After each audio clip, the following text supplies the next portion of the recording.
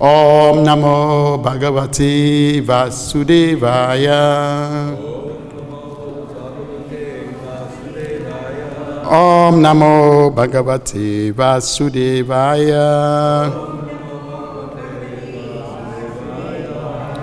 Om Namo Bhagavate Vasudevaya. Om Namo Bhagavate Vasudevaya.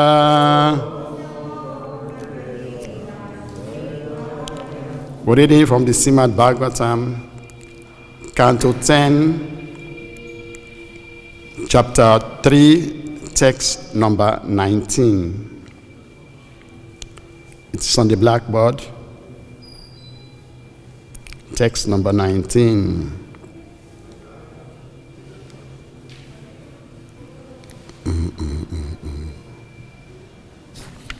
So repeat after me.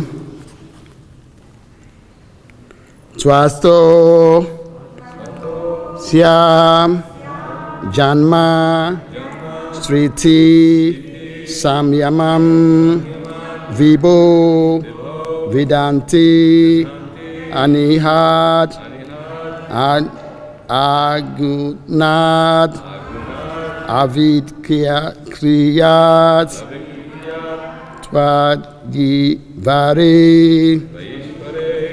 Brahmani No Virudati Twad Asrayatwad Upacharyati Gunai Twatso Janmasti Samsaya Vido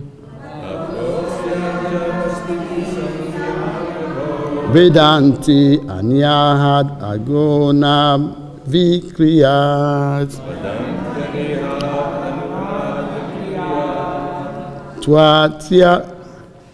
Twatyatari Brahmano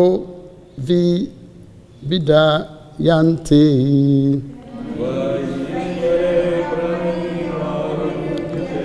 Twadriyat Vad Upayanti Gunai.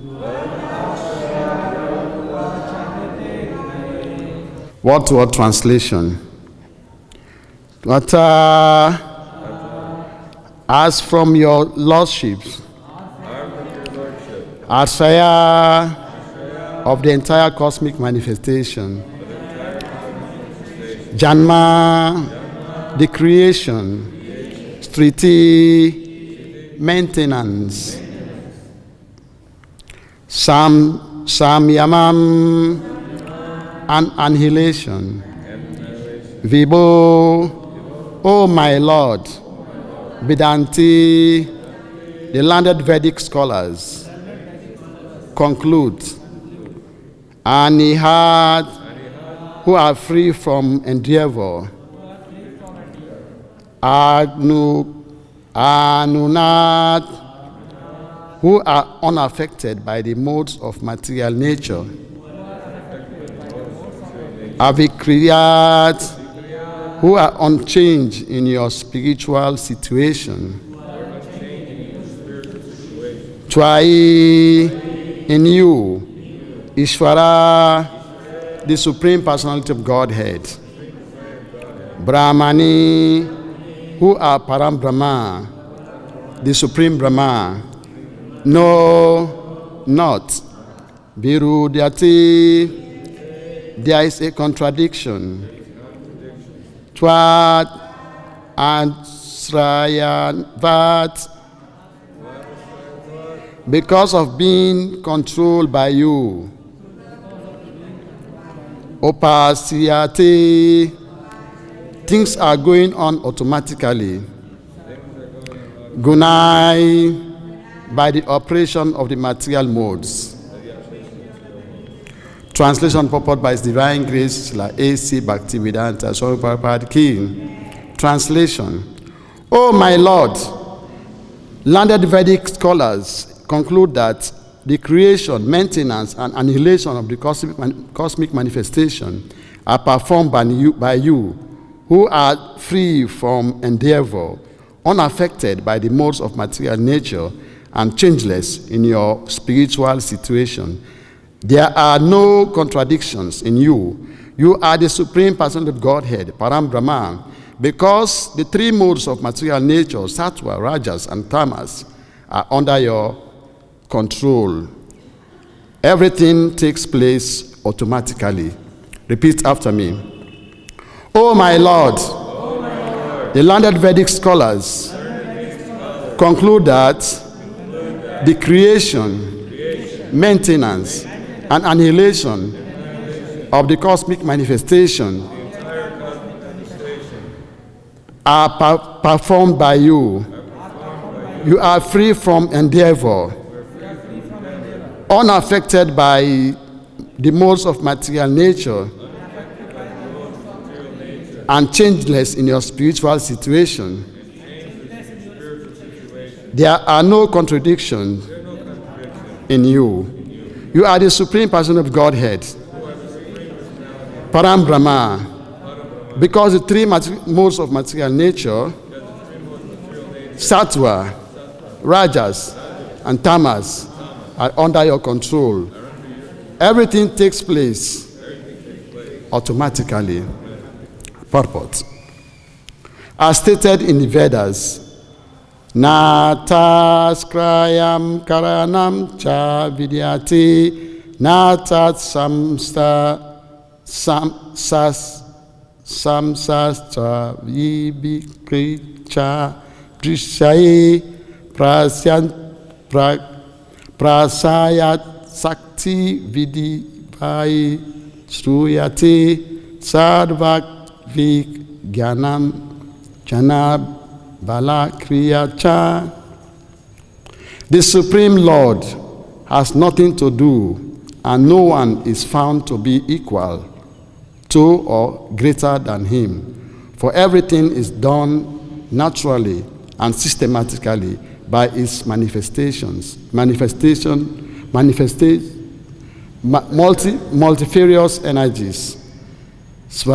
Tasvara Upanishad 6:8. Creation, maintenance, and annihilation are all conducted personally by the Supreme Personality of Godhead. And this is confirmed in Bhagavad-Gita. Maya disya sena prakriti sayanti sa charan. Yet, ultimately, the Lord does not need to do anything, and therefore is nirvikara, changeless, because everything is done under his direction. He is called Sriti Kanta, the master of creation. Similarly, he is the master of annihilation. When a master sits in one place while his servants work in different duties, whatever the servants are doing is ultimately an activity of the master. Although he is doing nothing, na tasya karanam cha vidyate. The Lord's potencies are so numerous that everything is nicely done. Therefore, he is naturally still and is not directly the doer of anything in this material world.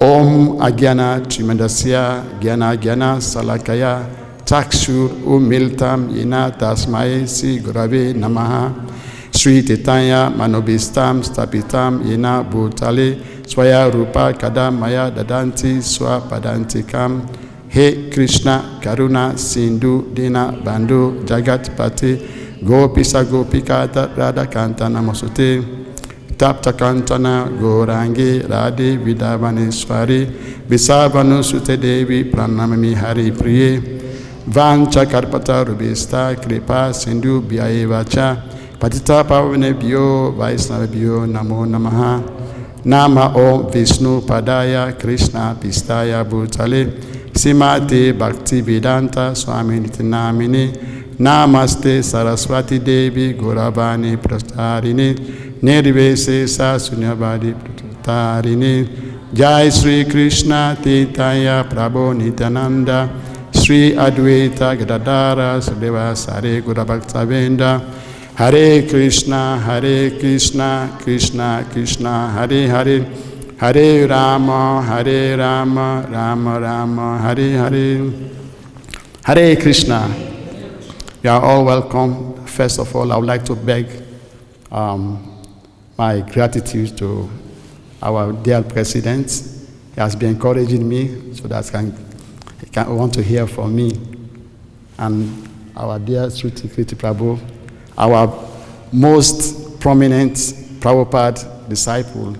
He has always been giving us nectar about Prabhupada. So I appreciate your presence, Prabhu. Hare Krishna. Thank you for coming.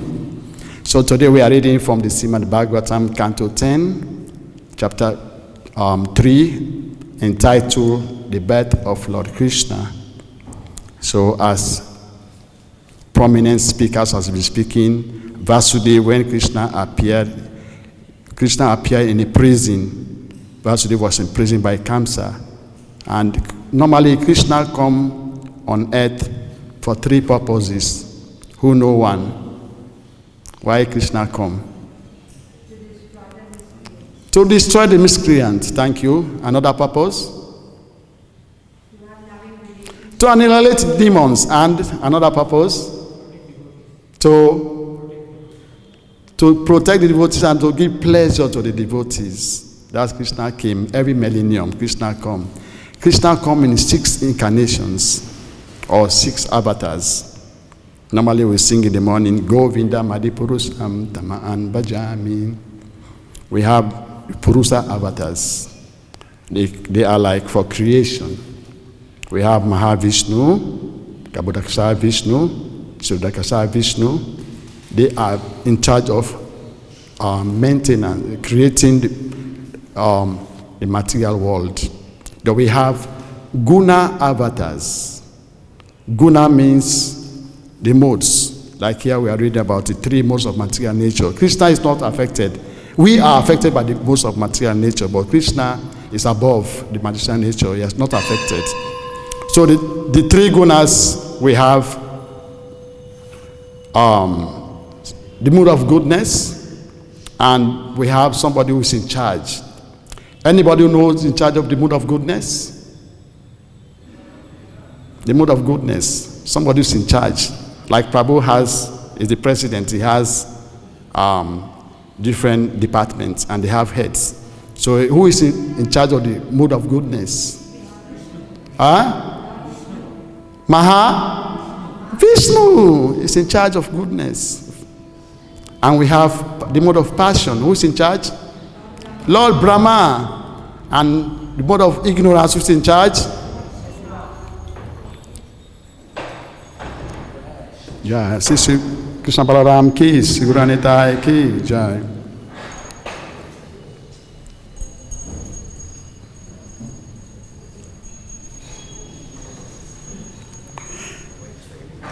So these are the Guna Avatars. Then we have Yuga Avatars. Yuga means millennium.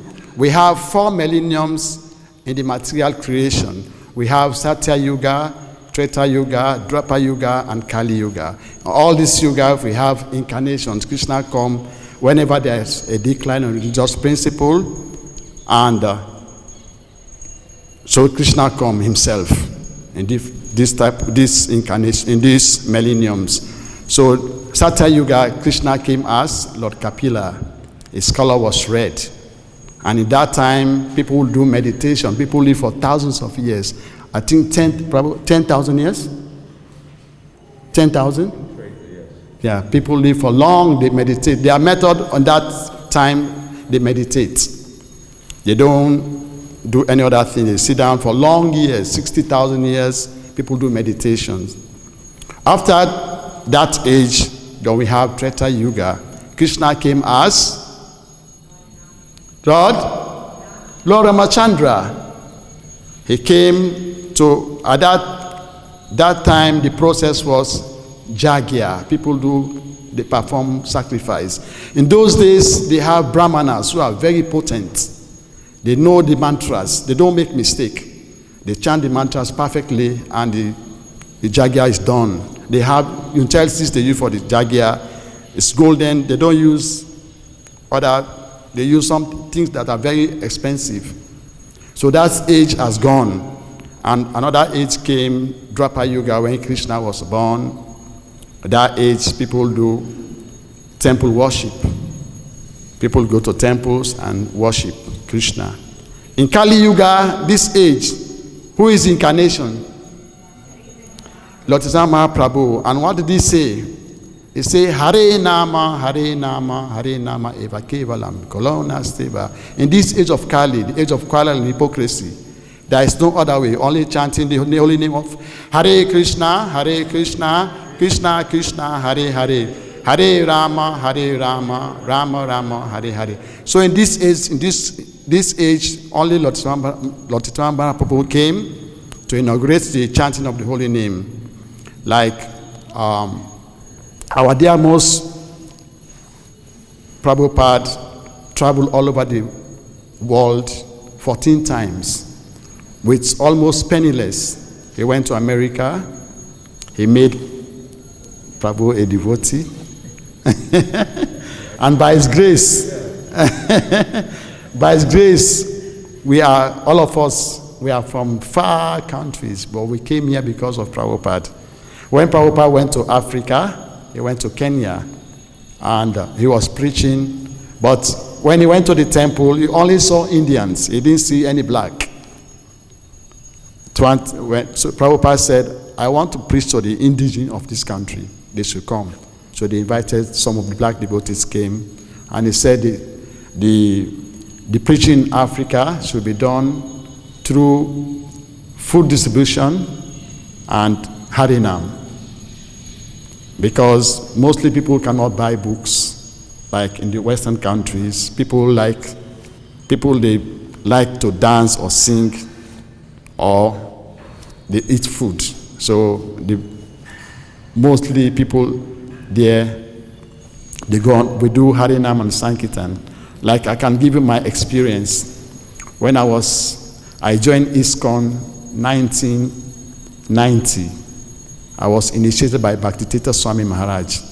So I spent only 5 days in the temple. I started going out for Sankirtan. One day when I just came from in Vrindavan, I was doing Sankirtan around the compound, and they see my enthusiasm distributing. So the other devotees, they complained to Prabhu, said I'm disturbing. But Prabhu is so kind, he's the only president I've seen. I never see his anger. He's a sadhu. He has the quality of a sadhu. A sadhu is one who is tolerant, one who has no enemy. The Bhagavatam says a sadhu is tolerant. He has no enemy. He's he's friendly to every living entities. He abides by the scriptures. Every morning he comes from Mangarati, and his characteristics are sublime. These are his qualities. So he met me smilingly. He didn't say, what are you doing here? He said, Prabhu, I was a Sankirtan devotee like you. He said, but here we have principles. So you can do outside, or you join the authorities. They can give you. So he spoke to me nicely. I was so happy. I was so carried away. So I joined the Harinam, distributing books here. That was Christmas marathon. But now, because I was in studies, I used to go sometimes pray mandir in the night or evening time when people are going inside the gates, just because of this marathon, so that I can also distribute books for every year I used to do marathon. So this is the experience I used to get, because Lord Mahaprabhu said, Srito Drapanan Majanan Mamani Pananri Panam Siyat Kinkaram Chandrika Vidu Ananda Buddhi Vadana Pati Padam Pavisa Idam Siyat Pana Pada Vidya say Krishna Sankirtanam. He said this Sankirtan movement is a prime benediction for humanity at large, because it spread the rays of the moon. It is the life of all transcendental knowledge. It increases the ocean of transcendental bliss. because ocean of transitional bliss is fully the ocean of transitional bliss. Anybody know the ending? It fully takes the next of transitional bliss. It's the life of all transitional knowledge. It increases the ocean of transitional bliss and fully takes the next of what are always anxious. This Sankirtan in this age, this is the only medicine. These people are looking for Krishna. If you go outside there and see people are just moving, they are looking for God, Krishna. So if anybody goes out more in this month of marathon, if you go out and give books to people, you are helping Lord Mahaprabhu to deliver souls. This is our duty. We have a lot of duty to do now. People need Krishna. The world is going from bad to worse. All this virus we are hearing about is just a beginning. When Kali Yuga is on the peak, the height of people will reduce. Our age will reduce. These days, if you go to this, people die at age of 60, 70. Kali Yuga was supposed to live for 100 years. But because people are not following the religious principles, people, because of too much of sin, we reduce our height, we reduce our age. The Bhagavad-Gita says, Bhagavad-Gita 16:23. Ya sastra vidim utrisya, vantanti karamakarata, nasasidim abapnoti, nasukam, naparagatin. Those who discard scriptural injunctions and act according to their own whims attain neither perfection nor happiness nor the supreme destination. Those who don't follow the laws, the scriptural laws, like no fish, no meat, no egg, no illicit sex, no gambling, and no intoxication. Anything they do in this world, they are not happy. And anything they do, they will not succeed. And when they die, they will not go to the kingdom of God. Only devotees, because why devotees go to the spiritual world? Bhakti-yamam abhijananti yavasya smitadvata tato mam tato briatam visante na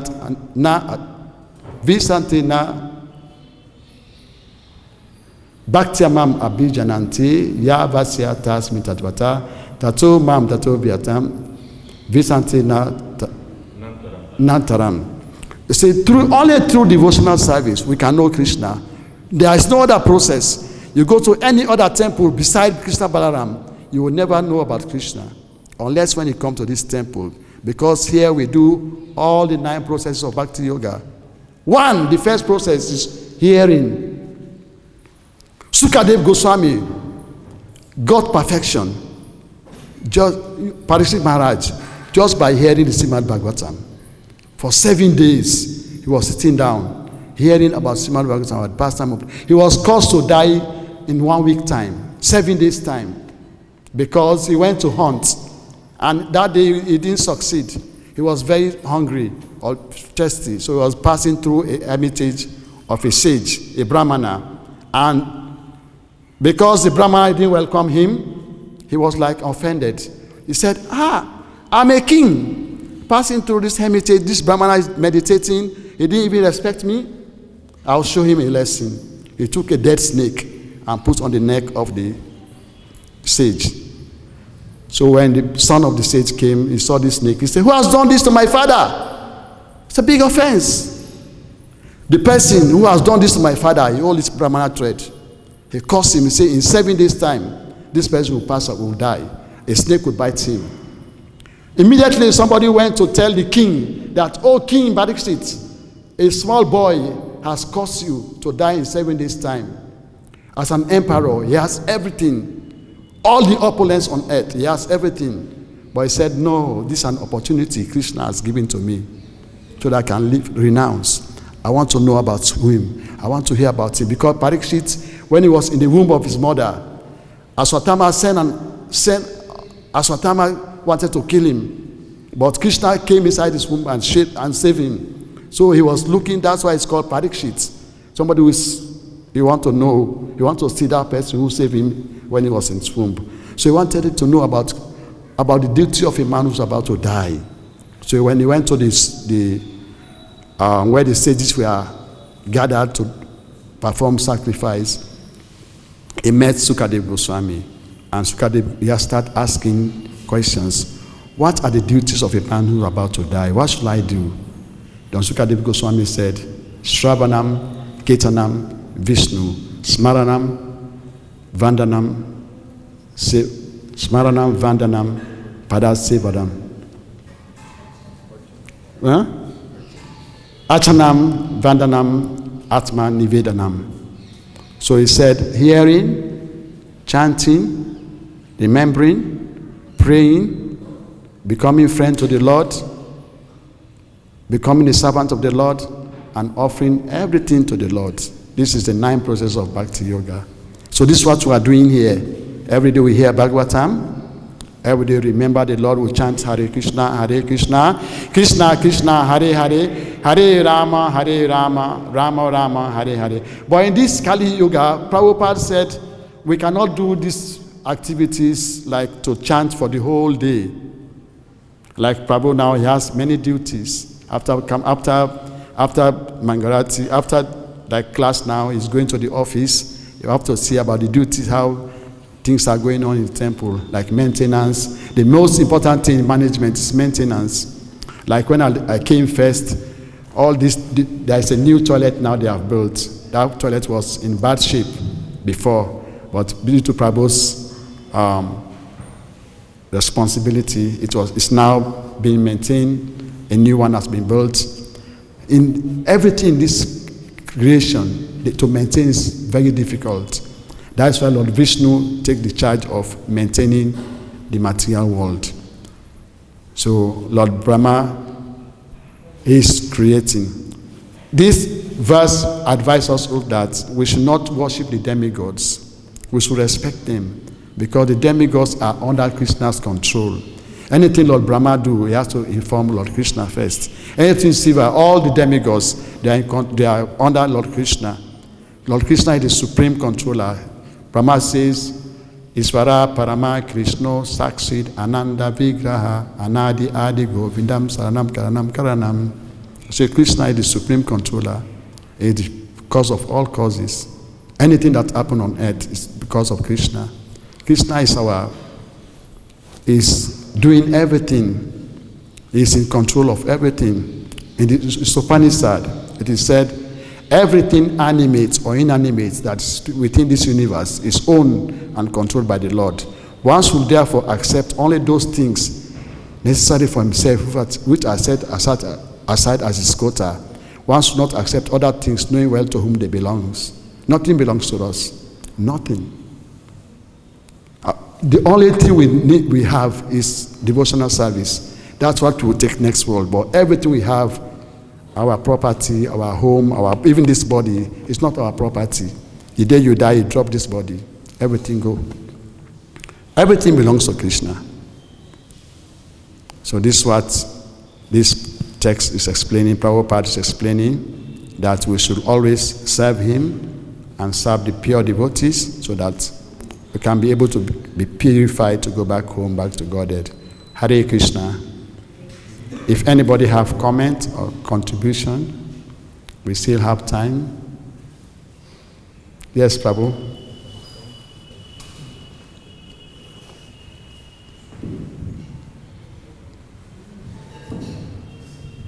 You're disciple of Bhakti-yoga Maharaj, so tell me what was the most important instruction he's given you. He's very wonderful yogi. I know he's written many books. My wife, she's read all of them. She finds a lot of information there, a lot of very good instructions. Thank you, Prabhu. Thank you very much for the nice questions. Bhakti Swami gave me, before he passed away in 2005. In 2004, I was his servant. But before that, I used to be, because of doing Sankirtan, one day Krishna, I don't know, I should beg Krishna. I am the only devotee who my guru wanted me to go preach somewhere, to go do Sankirtan somewhere. But I said, Maharaj, I don't have dhoti to wear. Because that time I used to travel, do Sankirtan, my dhoti like that one. I said, I don't have dhoti to wear. Guru Maharaj called me to his room. He opened his suitcase. He bring his own dhoti. You know, sannyas, they wear saffron, they wear the saffron. You don't tie it like we do. Sannyas have their style, and they have chada. So he gave me the chada and the dhoti and everything. So I was afraid to wear it. How can I wear my guru's clothes? But because of service, I was putting it on. That's why today I was like electrified. Since I started wearing Maharaj dhoti, if I don't go on Sankirtan, I feel sick. I become like possessed. So I was using for Sankirtan. One day I went from Sankirtan. There's a country called Nigeria. So I went to a military barracks. I was distributing books, and the military people said, "Here we don't know God. We know what is called gun to fight. So if you bring God here, we don't want to. We don't want to hear." So they said I should go out. But I was so carried by people are just taking books, and the military man just come with cane, long cane. This time I just shaved my head. He started whipping me. He gave me 24 lashes. He said, lie down on the floor. He was just beating me, and after beating me, they tear all my dhoti. They tear it off. That means Krishna was telling me that this dhoti you are wearing, you are not competent. It's a pure devotee's clothes. You're supposed to worship it. But by that time, I didn't know. You're supposed to worship it, but you wear it to go Sankirtan. Why? So it was like chastisement for me. So since then, I became very careful. So if I see or if I serve gurus, if they give me anything, I worship it. Like Mahavishnu, he do Harinam. You know Mahavishnu? Yeah, I used to also serve him. He has accordion. Anytime I carry his accordion.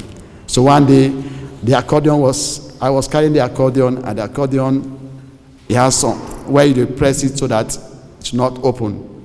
So I didn't know the accordion got open, and he slapped me. See, why did I was not attentive. But later, he apologized to me, and when he was going, he gave me his stockings. Up to today, I have them, I worship them, I don't use it. So I've got experience from Bhakti-yoga Swami. And Bhakti-yoga Swami, before he passed away, he told me that anywhere you go in this world, distribute books. And I'm doing it up to today. I don't do because of here, I don't do. I ask Prabhu, is my friend. I used to go, sometimes I had to go Banka Bihari, because those places people are just congested. They go there to offer flowers and sweets. They don't want to read. So I sacrifice to go there. They'll beat me because they see I'm a different color. They'll drive me, the security men. But I'll go. Now they become my friends. Sometimes I go pray mandate in the night. I just stand by the gates. When people see me, they say, Kalia. I say, yeah, it's Kalia. Krishna is Kalia. I say, Krishna is Kalia. I just want to help. I've been doing marathon for every year. When I was in Mayapur, I used to follow the Harinam party when I was doing Bhakti Shastri in Mayapur. But when I came to Vrindavan, I just want to serve. Hare Krishna Babu. Prabhupada is very Sri-Kalagya. He knows everything. So he gave us this book distribution in Sankirtan because, as you mentioned, by surrendering to the order of the Guru, yes, that Prabhupada Krishna is very happy if you're giving out this knowledge. The Guru is very happy if you're distributing books.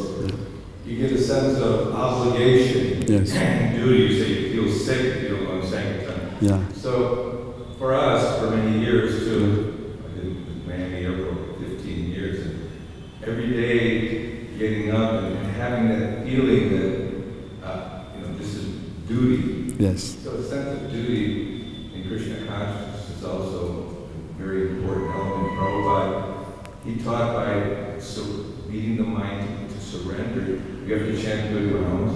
You have to beat the mind to go out on the Sankirtan, confront the elements. Yeah. And then all day long, you're forced to surrender as well. Yes. And so it's a very intense process of purification, this obligation of Sankirtan. Yeah. Thank you, Prabhu.